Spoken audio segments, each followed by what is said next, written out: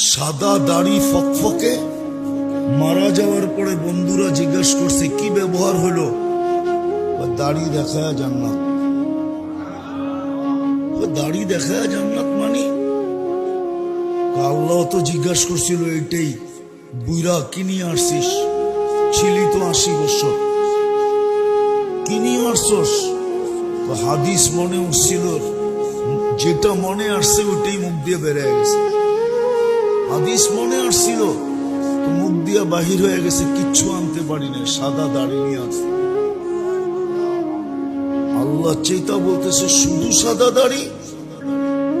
চেতেন কে আপনি? কি বলেন না জিবরিলকে?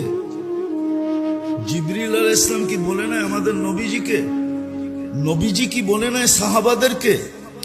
সাহাবা কি বলে নাই ওনার ছাত্রদেরকে?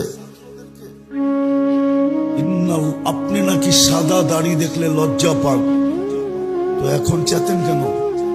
ইন্নাল্লাহ লা ইয়াস্তাহি যী শাইবাতিন শাইয়াবা ফিল ইসলাম। আল্লাহ ওই দাড়ি পাকনাওয়ালাকে দেখলে লজ্জা পায় যে ইসলাম অবস্থায় দাড়ি পাকায় দিছে।